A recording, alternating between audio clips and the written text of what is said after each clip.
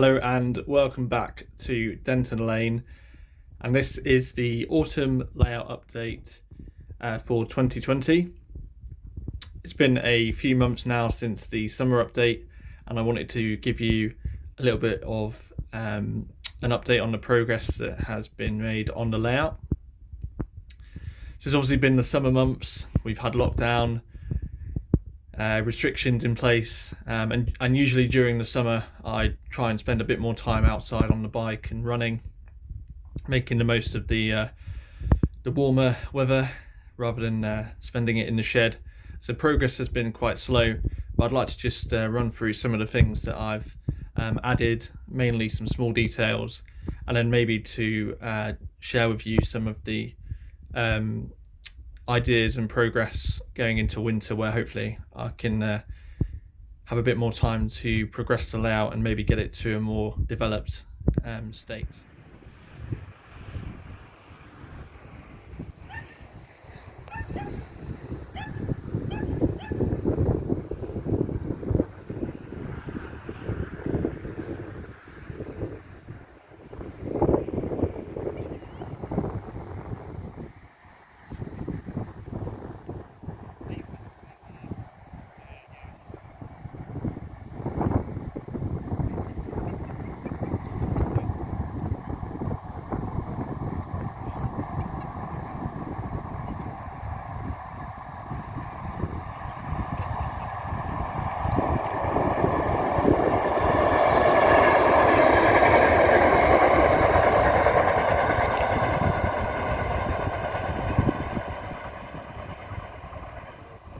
If we just pan round, it's hard to remember what I shared with you on the last update without really watching the video back, but I've really just started adding a few little cameos and scenic items.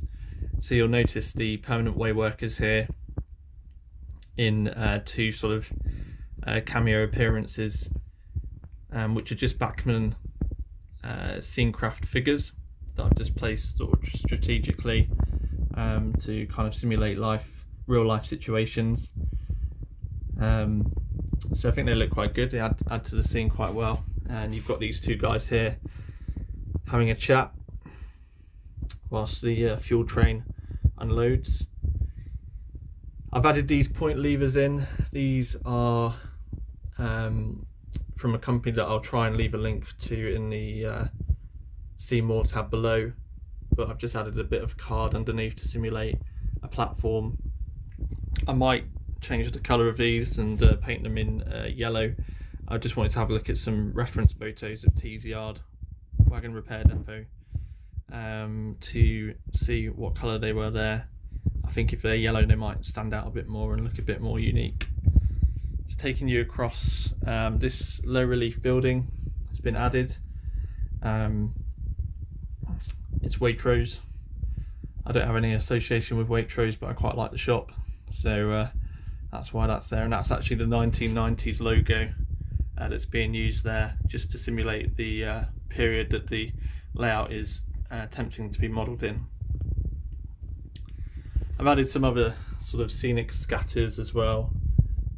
You'll see here just at the end of this buffer stop. I'm not really a massive fan of that dark green there. As you can see, it feels a little bit too sort of cartoony in some ways. Doesn't really depict, in my head anyway, what flock or sort of a disused area would look like. So I might actually take that out and just add that lighter green in. You'll see also the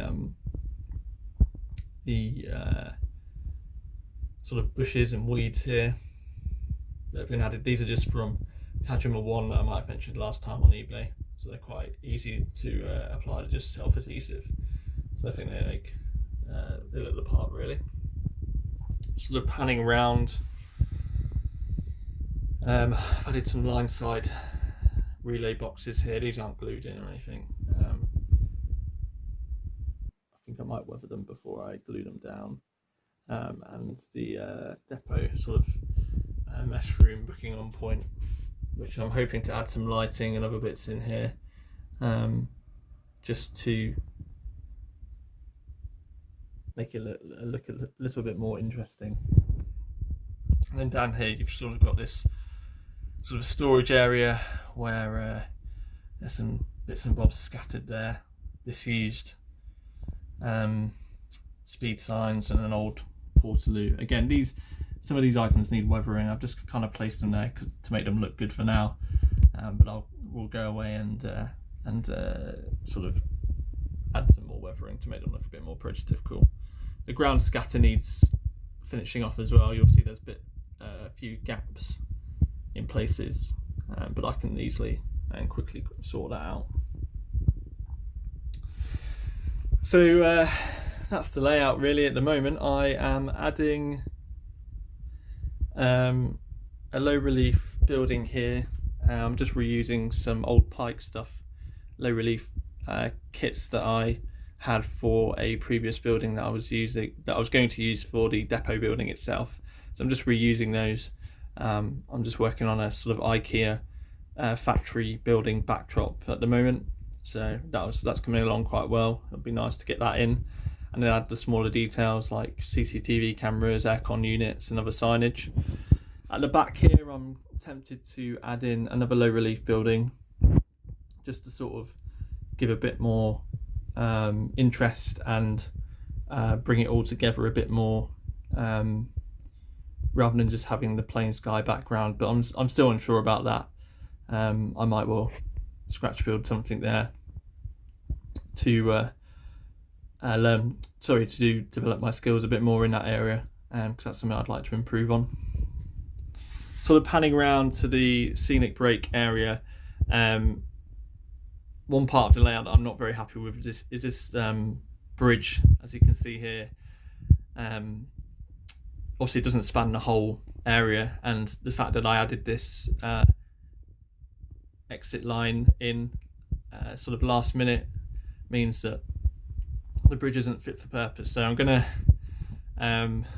be brave and have a go at scratch building a sort of a girder bridge to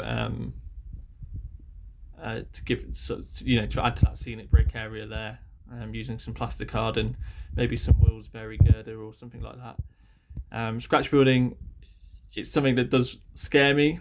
No, that's probably too extreme. It's not something I'm very good at, basically. So I want to have a go, and if I fail, I fail. But it'd be nice just to get something that's, I guess, custom made, and hopefully shows off some skills as I learn how to do that. So that bridge is going to go and be replaced with something new, hopefully over the next couple of months as I explore that. Lastly, here's the control panel area, which I am going to work on too. So I'd like to thank my father-in-law for putting together this control panel box outline. That's where the alpha switch is going to sit, and with a proper mimic panel in due time. It's a big job, and again, I'm sort of planning and thinking about how I'm going to do that. Putting together a laminated mimic panel diagram, and sort of adding the alpha switch buttons in. It will look really nice once it's done. I just need to get going on that at some point once I've got the motivation and inspiration to do that. So it's a really quick update. I'm pretty happy with where we're at with the layout. If I compare it to the previous layout that I built, Lynchwood Sidings, which was sort of my first route into model railway building for a number of years, I'm quite happy with how quickly this one's come together. Again, it's not a big layout by any means. It's only sort of 8 foot by 1 foot, but I'm hoping that once it's done, it will be quite interesting to operate, and hopefully I'll be able to maybe take it to some exhibitions once the current situation changes. So that's a really quick layout update. I'm so grateful if you're watching this, and hopefully it's encouraged you a little bit more maybe on your project to have a go and keep going, even though it's getting colder and darker out there. Modelling can be such a good escape, and I'd encourage you to have a look at that project that you might be getting on with and have another go at it. If you've got any comments or any suggestions for any part of the layout, please let me know. It's so invaluable to get other people's feedback, even the negative stuff as well. That's so crucial for development, and I'd like to try and make this layout as the best that it can be, really. So again, thank you so much for watching. If you don't subscribe to the channel, please subscribe, click the bell icon. It'll let you know when the next video comes out. Give it a thumbs up if you're able to, and thank you so much for watching, and I hope you stay safe. Take care. Thanks. Bye.